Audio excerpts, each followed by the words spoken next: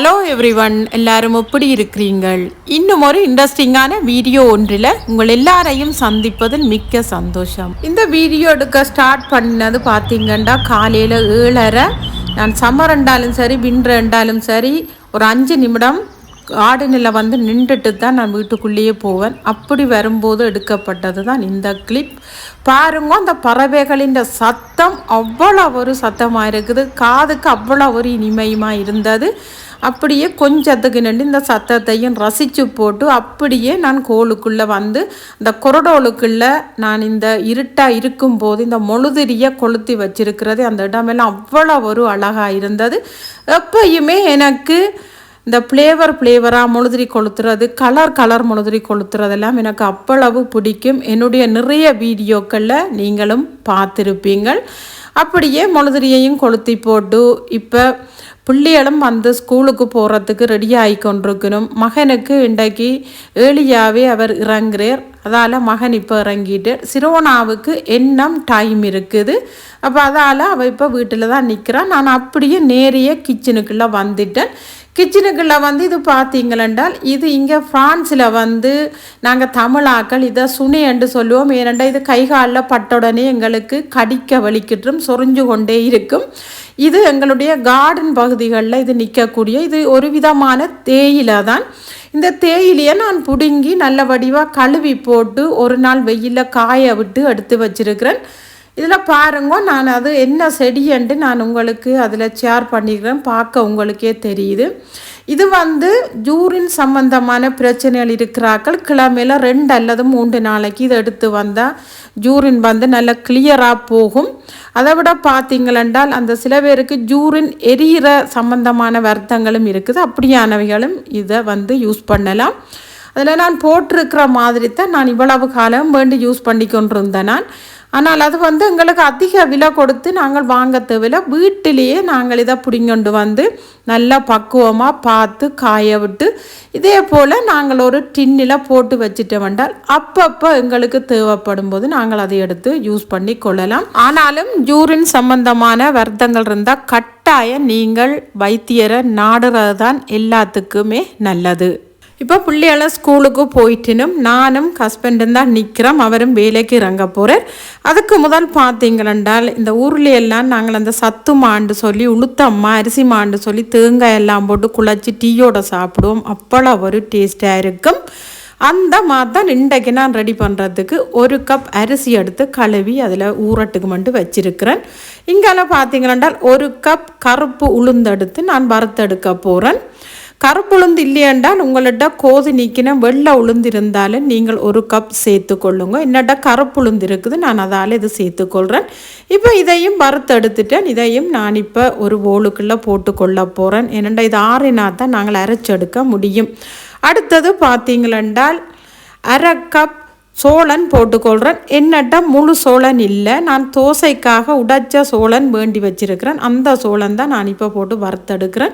இப்போ இதுக்கும் நல்ல ஒரு வாசம் வந்த பிறகு அதையும் இறக்கி கொள்ளலாம். அடுத்ததாக 1/4 கப் எள்ளு சேர்த்துக்கொள்கிறேன். இந்த எள்ளும் எங்களுக்கு நல்ல ஒரு வாசம் பெறும். அந்த ஸ்டேஜில் இறக்கி கொள்ளலாம். நீங்கள் இதெல்லாம் சேர்க்காமல் தனியாக அரிசியிலையும் உளுந்துலையும் நீங்கள் வறுத்து சத்துமாக செய்தும் கொள்ளலாம்.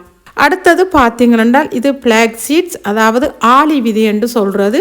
இதையும் அடுப்பை நல்லா குறைச்சி வச்சு போட்டு 1/4 கப் நான் வறுத்தெடுக்கிறேன். இதுக்கும் அந்த படபடண்டு வெடிக்கிற மாதிரி ஒரு சவுண்டு வரும். அந்த டைமில் நாங்கள் இதையும் இறக்கி கொள்ளலாம். இப்போ இங்கால பார்த்தீங்களென்றால் நான் 1 கப் புழுங்கல் அரிசி கழுவி வச்சேன். நான் அது அந்த தண்ணியிலேயே எங்களுக்கு ஊறி வந்துட்டுது. இப்போ அதை நான் இப்போ எடுத்து லாஸ்ட்டாக தான் வறுத்தெடுக்கிறேன். ஏனெண்டா நாங்கள் கழுவி அப்படியே வச்சு போட்டு நாங்கள் மற்ற இன்க்ரீடியன்ஸ் எல்லாம் வறுத்து எடுத்த பிறகு வறுத்துட்டோம்னால் அந்த அரிசியில் அந்த தண்ணியெல்லாம் ஊறி இருக்கும். இந்த அரிசி பார்த்தீங்களென்றால் ஊரில் எல்லாம் எங்களுக்கு தெரியும், அம்மாக்கள் அந்த தூளுக்கெல்லாம் ஒரு கொஞ்சமாக வறுப்பினும் அது அப்படியே பொரிஞ்சு வரும். அதுபோல தான் இதுக்கும் நாங்கள் வறுக்க அந்த சட்டின்ற சூட்டிலேயே இந்த அரிசியும் எங்களுக்கு பொரிஞ்சு நல்ல ஒரு வாசம் வரும். அதை விட அது ஒரு பொன்னிறமாக எங்களுக்கு மாறும். அந்த ஸ்டேஜில் நாங்கள் இதையும் இறக்கி கொள்ளலாம். இப்போ பார்த்தீங்களென்றால் நான் எல்லாத்தையும் இறக்கி ஆற விட்டுட்டு ஒரு மிக்சி கப்பில் போட்டு நல்ல வடிவாக அரைச்செடுக்க போகிறேன். இங்கே பாருங்க, நான் அரைச்செடுத்திருக்கிறேன். இவ்வளவுத்துக்கு நல்ல சூப்பராக அரைஞ்சிருக்குன்னு பாருங்க. அவ்வளவு பவுடராக எங்களுக்கு அரைஞ்சி இது வந்திருக்குது. எனக்கு அரிக்க வேண்டிய தேவையே இல்லை. நீங்கள் விருப்பப்பட்டால் நீங்கள் அரைச்சி நீங்கள் இதை எடுத்து கொள்ளுங்க. இப்போ நான் அந்த சத்து மாவில் 2 கப் சேர்த்துக்கொள்கிறேன். ஏனெண்டா என்னுடைய பிள்ளைகளுக்கு வந்து இது அவ்வளவு பிடிக்கும். அவள் ஸ்கூலால் வந்து இதை விரும்பி சாப்பிடுவினும். இப்போ இதுக்குள்ள நான் நல்ல 1 கப் தேங்காய் சேர்த்துக்கொள்கிறேன். நல்ல ஃப்ரெஷ்ஷான தேங்காய் சேர்த்துக்கொள்ளுங்க. அப்போ தான் நல்ல டேஸ்ட்டாக இருக்கும். அதோட 1/4 கப் சீனியும் நான் சேர்த்துக்கொள்கிறேன். இப்போ நல்லா இந்த தேங்காய்ப்பில் இருக்கிற ஈரம் அந்த சுகர் எல்லாம் சேர்த்து இந்த மாவோட நல்லா கைகளால் அழுத்தி நல்ல வடிவாக குழச்சி விடுங்கோ. அதில் இருக்கிற தண்ணி எங்களுக்கு காணாது, இருந்தாலும் கொஞ்சமாக நாங்கள் பிறகு தண்ணி பனிக்கி குழச்சி கொள்ளலாம். நான் இதுக்கு தண்ணி விடையில் நான் கொஞ்சமாக பால் சேர்த்து தான் நான் குழச்சி விட போகிறேன். நீங்கள் விருப்பப்பட்டால் பால் சேர்க்கலாம், அல்லது நீங்கள் தண்ணியும் சேர்த்து கொள்ளலாம். இதுக்கு சுடு தண்ணி எதுக்கும் சேர்க்க தேவையில்லை, நார்மல் தண்ணியே சேர்த்து நாங்கள் குழச்சி கொள்ளலாம். நான் இப்போ பால் தான் கொஞ்சமாக சேர்த்து நான் இதில் குழச்சி விட்டு கொண்டிருக்கிறேன். இங்கே பாருங்க, நாங்கள் கைகளால் பிடிக்கும் போது எங்களுக்கு இதே போல் எங்களுக்கு வரணும். வந்தால் தான் எங்களுக்கு இது சரியான பதம், இல்லாட்டி உருந்து போயிடும். ஓகே, இங்கே பாருங்க, நல்ல அழகான உருண்டைகளாக கலர்ஃபுல்லாக பாருங்கள் அது எப்படி வந்திருக்குன்னு சொல்லி இப்போ நான் இதை நல்ல வடிவாக உருண்டைகளாக உருட்டி வச்சிருக்கிறேன். இப்போ நாங்கள் இதுவும் சாப்பிட்டு நல்ல ஸ்ட்ராங்கான டீயும் குடிக்க போகிறோம். இந்த சத்துமா பார்த்தீங்கன்றால் ஒரு 2 தடவைகள் குழைக்கக்கூடிய மாதிரி தான் நான் செய்திருந்தேன். நான் ஏனெண்டா கணக்கு என்றால் நிறைய நேரம் பிடிக்குமென்றதுக்காக நீங்கள் உங்களுக்கு கூட வேணுமென்றால் நீங்கள் கூட அளவில் போட்டு நீங்கள் இதை செய்து கொள்ளலாம். ஓகே, இப்போ ரிலாக்ஸாக இருந்து டீ குடிக்க போகிறேன். இப்போ டீ எல்லாம் குடித்து முடிஞ்சு ஹஸ்பண்டும் வேலைக்கு போயிட்டார். இப்போ இந்த ரோபோ பேக்கும் தான் நான் க்ளீன் பண்ண விட்டுருக்கிறேன். நான் ஆல்ரெடி நேற்று இந்த வீடு எல்லாமே நான் துடைச்சிட்டேன். அப்போ அதால் இது ரோட்டுக்கரை வீடுன்றபடியாக நான் நெடுக சொல்கிறதான் சரியான டஸ்ட்டாக இருக்குது. இந்த டஸ்ட்டு எங்கே இருந்து வருதுன்றே உண்மையில் எனக்கு தெரியாது. இதை க்ளீன் பண்ண விட்டுட்டு கலட்டி பார்த்தால் அதுக்குள்ள அவ்வளவு கருப்பாக ஒரு பஞ்சு போல தான் அந்த டஸ்ட் எல்லாமே படிஞ்சிருக்கும். இது ஒரு 4 ஹவர் எனக்கு இந்த ஹோலில் இருந்து 3 ரூம் ஹொரடோல் எல்லாமே எனக்கு நல்ல பர்ஃபெக்டாக க்ளீன் பண்ணி தந்துட்டு அது தானாகவே அந்த சார்ஜில் நின்றுடும். நிறைய பேர் கேட்டிருந்தீங்க, அக்கா இது என்ன மாதிரி நீங்கள் யூஸ் பண்ணக்கூடிய மாதிரி இருக்கும் எங்களுக்கு சொல்லுங்கோ, நாங்கள் வாங்க போகிறோம்னு சொல்லி. உண்மையில் இந்த ரோபோ வேக்யூம் கிளீனர் வாங்கின பிறகு எனக்கு இந்த அடிக்கடி துடைக்கிற வேலையோ அல்லது இந்த நிலமெல்லாம் தூசு தட்டுற வேலையோ எனக்கு இல்லை. அவ்வளவு க்ளீனாகவும் கிளியராகவும் பர்ஃபெக்டாகவும் இது எனக்கு க்ளீன் பண்ணி தருது. அதால் எனக்கு வீடு வந்து துடைக்கிற வேலையை மிச்சப்படுத்தி இருக்குதுன்ட்டு தான் சொல்லலாம். டீ எல்லாம் குடிச்சு முடிய கொஞ்சம் சின்ன க்ளீனிங் வேலையில் இருந்தால் அதோட இன்றைக்கு பிள்ளைகளின் ரூமில் பிலோ கவர் பெட் கவர் எல்லாம் சேஞ்ச் பண்ண வேண்டி இருந்தது. அப்போ அதெல்லாமே சேஞ்ச் பண்ணிவிட்டு நேராக பாத்ரூமுக்குள்ளே தான் வந்துட்டேன். இந்த சிங்க் பார்த்தீங்களென்றால் டெய்லியும் காலையில் நான் சின்ன க்ளீனிங் வேலைகள் எல்லாத்தையும் செய்து முடிச்சுட்டு கட்டாயம் நான் இது க்ளீன் பண்ணி விடுவேன். என்னுடைய பாத்ரூம் பார்த்தீங்களென்றால் ஒயிட் கலராக இருக்குது. ஆனால் நான் டெய்லியும் இந்த சிங்கெல்லாம் வந்து நான் வாஷ் பண்ணி விடுவேன். அதால் என்னுடைய சிங்க் பார்க்கும்போது புதுசு போலவும் நல்ல அழகாகவும் இருக்கும், அதை விட நீட்டாகவும் இருக்கும். டெய்லியும் நாங்கள் இப்படி மெயின்டைன் பண்ணுறதால எங்களுக்கு டீப் கிளீனிங்கே கிடையாது. அப்பப்போ நிறைய வேலைகள் எங்களுக்கு வந்து கொண்டே இருக்கும். இந்த கிளீனிங் வேலைகளையும் நாங்கள் எடுத்து போட்டு டீப் கிளீனிங் கண்டு 5-6 அவரை மினக்கெடுத்துற விட டெய்லியும் நாங்கள் ஒவ்வொரு இடமாக க்ளீன் பண்ணி விட்டுட்டோம் என்றால் ரொட்டீனாகவே அந்த இடம் எங்களுக்கு க்ளீன் பண்ணுறதுக்கு வந்தோண்டே இருக்கும். அப்படி நாங்கள் செய்தோன்றிருக்கேக்க எங்களுக்கு வீடு எந்த நேரமும் க்ளீனாகவும் இருக்கும், எங்களுடைய நேரத்தையும் மிச்சப்படுத்தலாம்.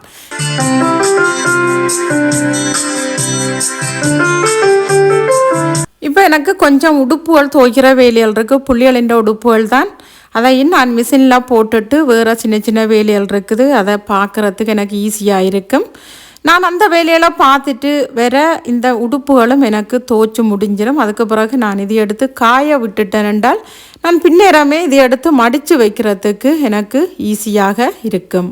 இன்றைக்கு வீட்டை இந்த ஷூ ஸ்டாண்ட் செய்கிற வேலை ஒன்று இருக்குது. அதுக்கு எனக்கு ஒரு அங்கிள் வந்து தான் நீங்கள் செய்து தாரவர். உங்களுக்கு ஆல்ரெடி நான் காட்டியிருக்கிறேன். இந்த விண்டோக்கு பக்கத்தில் உங்களுக்கு பார்க்கவே தெரியுது.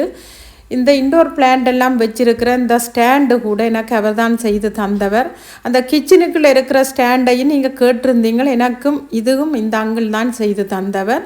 அவ்வளவு நேர்த்தியாகவும் நல்ல நீட்டாகவும் அவருடைய வேலை இருக்கும். இங்கே பாருங்க, இப்போ ஷூ ஸ்டாண்டு தான் செய்து கொண்டிருக்கிறேன். என்னுடைய கொரடோலுக்குள்ளே நான் இது வச்சிருக்கிறேன் பாருங்கோ. இவ்வளோ ஒரு அழகாக இது செய்திருக்கேன்னு சொல்லி கடையில் கூட இவ்வளவு பெருசாக இவ்வளவு அழகாக இந்த கலரில் கிடைக்குமோ எனக்கு தெரியாது. ஆனால் கடைகளில் நாங்கள் வாங்கி யூஸ் பண்ணினா அவ்வளவுத்துக்கு எங்களுக்கு இருக்காது. 2 தரம் இழுத்து கூட்டினோம்ண்டாலே அது எங்களுக்கு ஆட்டங்காட்ட வலிக்கிட்டுரும். ஆனால் இது அவ்வளோ ஒரு ஸ்ட்ராங்காக இருக்குது. இப்போ எனக்கு அந்த பூமரம் வைக்கிற ஸ்டாண்டு கூட 1 இயர் ஆகிட்டுது. உண்மையில் எவ்வளவு தான் எடுத்து வச்சு கூட்டினாலும் அது நல்ல ஸ்ட்ராங்காகவே நிற்கிது. அதால் நான் கடைகளில் வாங்குறத விட அங்கே கொண்டிச்சு இதையும் செய்திருவோம்ன்ட்டு தான் நீங்கள் பாருங்க செய்து தந்திருக்கிறேன். நல்ல ஒரு பலகை கலரும் என்னுடைய வீட்டுக்கு மேட்ச் பண்ணுற மாதிரி அவ்வளோ ஒரு அழகாக இருக்குது.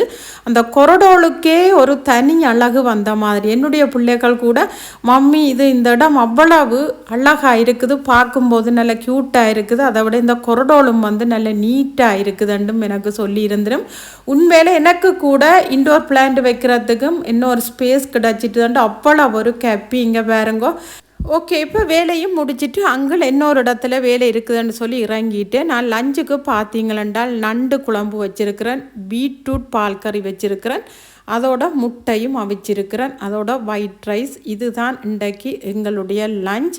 இப்போ இன்னும் கொஞ்சம் நேரத்தால் பிள்ளைகள் வந்துடுவேணும். பிள்ளைகள் வந்தவைய திருப்பி சாப்பிட்டு போகிறதுக்கு ஓகே ஆயிருக்கும். இப்போ லஞ்செல்லாம் முடித்து கிச்சனெல்லாம் க்ளீன் பண்ணிவிட்டேன். நேற்று தமிழ் கடைக்கு போயிருந்தவர் ஹஸ்பண்ட், அங்கே இந்த பப்பாசி பழம் வாங்கிட்டு வந்திருந்தவர். இப்போ இதைத்தான் வெட்ட போகிறேன். இது எப்படி இருக்குதுன்ட்டு நான் உங்களுக்கு வெட்டி காட்டுறேன். ஆல்ரெடி 2 தடவைகள் நாங்கள் வாங்கியிருக்கிறோம். அது கொஞ்சம் எங்களுக்கு ஒரு மாதிரி இருந்தது, இனிப்பு இல்லை. ஆனால் இது எப்படி இருக்குதுன்னு தெரியல, வெட்டி பார்த்தா தான் தெரியும். நல்ல வடிவாக கழுவி போட்டு இந்த தோல் எல்லாத்தையும் சீவி எடுத்து போட்டு வெட்டி பார்ப்போம்.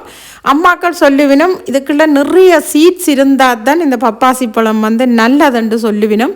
ஆனால் வெட்டி பார்த்தா தான் தெரியும். ஆனால் நான் இப்படி கையில் வச்சு ஆட்டி பார்த்தேன்னா அந்த குலுக்கி பார்க்க அதுக்குள்ள சீட்ஸ் இருக்கிற மாதிரி தான் எனக்கு சத்தம் கேட்டது. அப்போ அதால் இதுக்குள்ள சீட்ஸ் இருக்குதுன்ட்டு நினைக்கிறேன். இப்போ எல்லாம் பார்த்திங்கன்னா தோல் எல்லாத்தையும் சீவி எடுத்துட்டேன். இப்போ இதுக்குள்ளே வெட்டி பார்ப்போம். ஓகே, இங்கே பாருங்கோ, நல்ல சூப்பராக இருக்குது.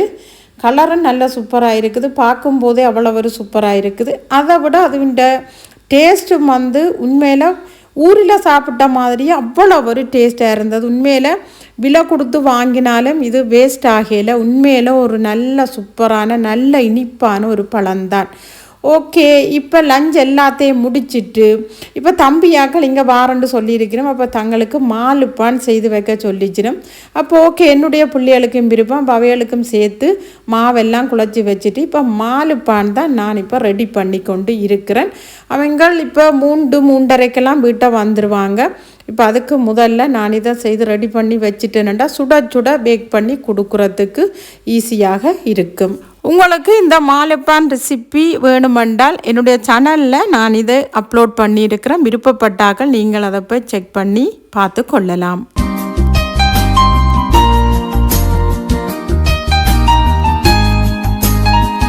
ஓகே, எங்களுடைய மாலுப்பானெல்லாம் நல்லா பர்ஃபெக்டாக பேக் பண்ணி எடுத்துட்டேன். இப்போ என்னுடைய சின்ன குட்டிகளும் வீட்டுக்கு வந்துட்டினும். ஓகே, இப்போ பார்த்தீங்கன்னா ஈவினிங் டீ டைமுக்கு ஒரு மாலுப்பானும் ஒரு கப் டீயும் தான் குடிக்க போகிறோம். உண்மையில் வெதரும் இன்றைக்கு ஒரு குளிர் காற்றாக இருக்குது, அதை விட கொஞ்சம் மழையும் துமிச்சு கொண்டிருக்குது. அந்த டைமில் இந்த மாலுப்பானும் இந்த டீயும் அவ்வளோ ஒரு சூப்பராக இருக்கும். ஸ்ரீலங்காவில் இருக்கிற நீங்கள் கட்டாயம் இதை நீங்கள் ஃபீல் பண்ணுவீங்கள். ஓகே, இப்போ பார்த்தீங்களென்றால் கொஞ்சம் ரிலாக்ஸாக இருப்போம்ட்டு போட்டு தான் வந்துட்டேன். நான் ஆல்ரெடி உங்களுக்கு சொல்லி இருக்கிறேன், ஒரு விரும்பி பார்க்குற வீடியோ புதன்கிழமையில் வரும். ஆனால் நேற்று நான் அது பார்க்கல. அது இன்றைக்கு 55 நிமிஷம் வீடியோ வந்திருக்கு. ஆனால் நான் ஒரு 10 நிமிடம் மட்டும்தான் நான் டிவி பார்க்க போகிறேன். ஏனென்றால் எனக்கு இன்னும் கொஞ்சம் வேலைகள் இருக்குது. அதால் கொஞ்சத்துக்கு இதில் ரிலாக்ஸாக இருந்து டிவி பார்த்துட்டு போவோம்ன்ட்டு இதில் இருக்கிறேன்.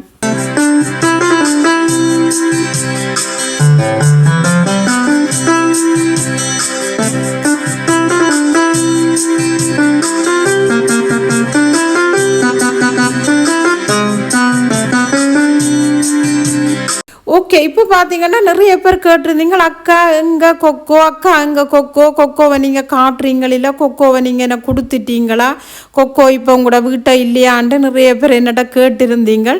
கொக்கோ எங்கேயுமே போகையிலே அவள் இங்கே தான் இருக்கிறாள். சரியான சேட்டையும் சரியான குழப்படியும். இப்போ உங்களுக்கு பார்க்கவே தெரியுமென்று நினைக்கிறேன். அவൾക്ക് இப்போ ஒரு இடத்துல இருந்து சாப்பிட்றது கூட விருப்பம் இல்லை. இப்போ கூட்டுக்குள்ளையும் மேலையும் கிளையும் மேலையும் கிளையும் இறங்கி ஏறித்தான் சாப்பிட்டு கொண்டிருப்பாள். இங்கே அதே மாதிரி தான் பாருங்கோ, போகிறதும் வாரதும் அங்கே போகிறதும் இங்கே வரதும் ஒரு இடத்துல இருந்து அவளால் இப்போ எல்லாம் சாப்பிட முடியலை. அவ்வளோ ஒரு குழப்படி தான். அவள் உங்களுக்கு தெரியும், நான் வளமையாக சொல்கிறதான் ஒரு 10-15 நிமிடம் மட்டும்தான் அவளோட விளையாடிட்டு கீழே தானே போய் தானே இப்போ தண்டை கூட்டுக்குள்ளேயெல்லாம் போயிடுறாள்.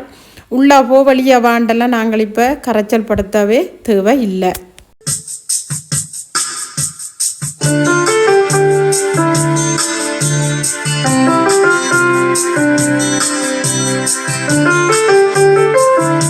இப்போ டைம் பார்த்தீங்களென்றால் 9:30 ஆகிட்டுது.